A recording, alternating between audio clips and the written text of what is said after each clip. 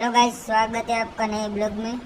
अभी देखो गाइस, वो पुराना फ़ोन था अपना, ये वाला पुराना फ़ोन था। दिखा भाई लाइट बंद करके, ये वो ब्राइटनेस वाला। अभी साला कितने पुर्जे अलग कर दिए साले तेरे। ये कागज भी बाहर निकल गया, लग इसको अंदर।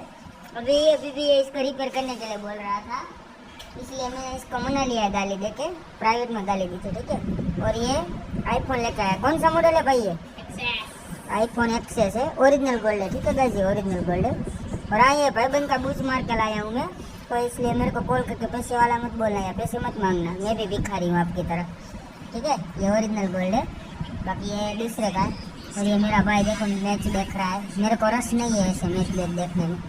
मैच वाले जब मेरे को पैसे देंगे ना मैच देखने के लिए, तभी से मैं स्टार्ट करूँगा, बाकी ये मेरे को नहीं पसंद सारी। और ये अपना पुराना, अभी इसको फेंक देंगे अभी हम पैसे वाले हो चुके। देखो गाइस, गोल्डन गोल्डन, क्या मौज है।